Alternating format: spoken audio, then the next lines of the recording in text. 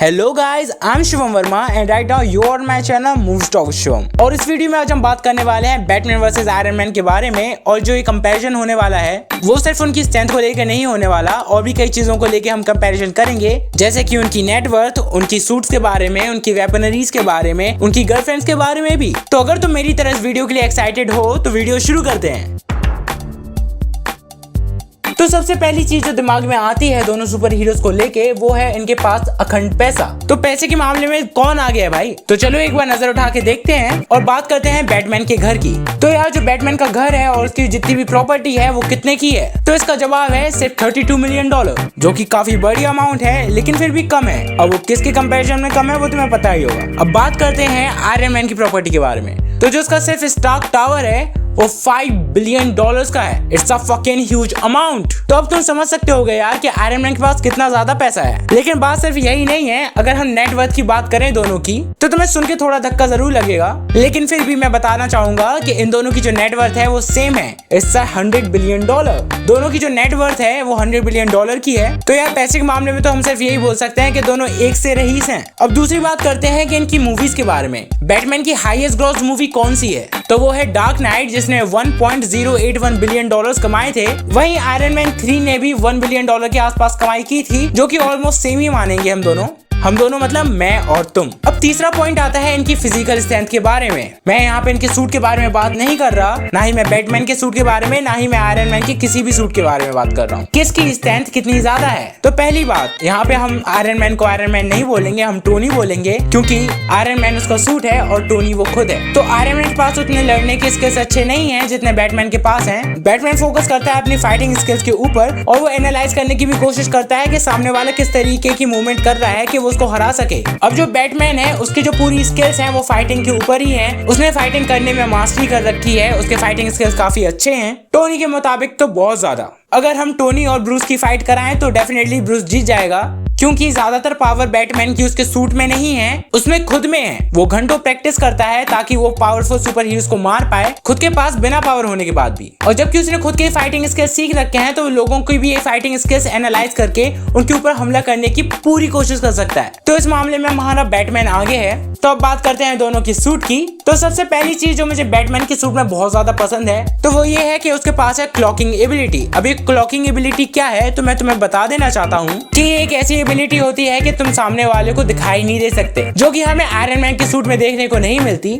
अगर तुम सोच रहे होगे कि मार्वल वाले यूनिवर्स में ऐसी चीजें एग्जिस्ट नहीं करती होगी तो तुम गलत हो। अगर तुमने एवेंजर्स देखी होगी तो हेली कैरियर्स को गायब होते हुए हमने देख रखा है खुद अपनी आंखों के सामने, क्योंकि उनमें थे रिफ्लेक्टिव पैनल्स जो कि उस शिप की क्लॉकिंग करने में मदद करते थे, जो कि ह्यूमन आइज को विजिबल नहीं हो सकता। अब बात करते हैं इन दोनों के सूट में सबसे बड़ा वेपन क्या है। तो सबसे ज्यादा बड़ा वेपन और फेमस भी है जो बैटमैन के सूट में है वो ये है कि बैटरैंग है उसके पास, जो कि ज्यादा कुछ चीजें करता नहीं, वो सिर्फ लोगों के ऊपर फेंक के मारता है और वो लौट के भी नहीं आता। वो इतने ज्यादा शार्प है कि लोगों की जान जरूर जा सकती है, लेकिन ऐसा फिर भी नहीं होता। आयरन मैन के सामने तो कतई नहीं हो सकता। तो यहाँ पे हमारा बैटमैन थोड़ा पीछे रह जाता है। वहीं अगर बात मैं करूँ कि आयरन मैन के सूट के बारे में, उसके पास कौन से वेपन है उसके सूट में, तो यार उसके पास इतने सारे वेपन हैं बैटमैन के मुताबिक। अगर हम गिनती करने बैठेंगे तो डेफिनेटली तुम्हें लगने वाला है कि यार क्यों ही कर रहे हो। तो हम ज्यादा करेंगे भी नहीं, लेकिन एग्जांपल मैं तुम्हें जरूर देना चाहूंगा कि जो आयरन मैन के सूट में रिपल्सर्स हैं जिसमें से वो बीम निकालता है, अगर वो बैटमैन के ऊपर मारेगा तो बैटमैन प्रोबेबली मर भी जाए, बट ब्लॉक भी वो कर सकता है, क्योंकि जो पीछे वो पहना रहता है अपने पर्दा सा,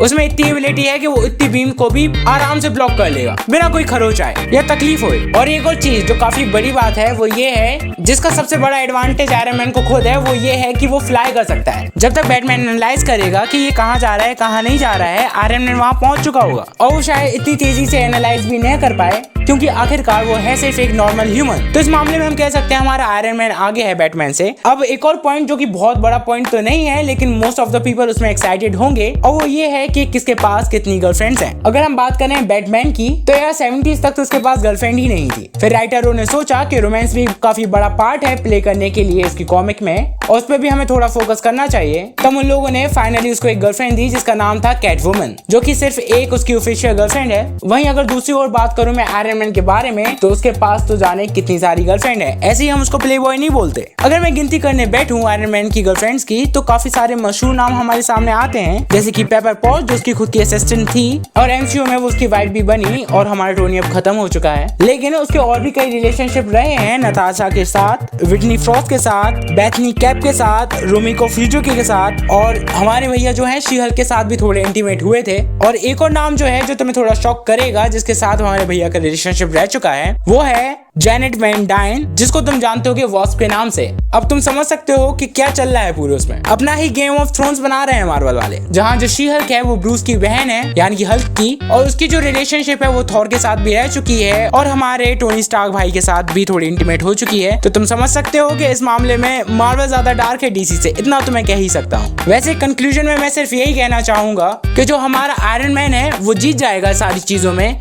जबकि हमारा बैटमैन पीछे रह जाता है। तो बस इस वीडियो के लिए इतना ही। लेकिन अगर तुम्हें देखना हो कि सुपरमैन और थॉर में से कौन जीतेगा, तो तुम मेरे चैनल पे जाके एक वीडियो देख सकते हो। और अब मैं तुमसे मिलूंगा अगले वीडियो में, और मैं उम्मीद करता हूँ कि अगली वीडियो में तुम मेरे पास फिर से आओगे और हम दोनों फिर से ढेर सारी बात कर पाएंगे।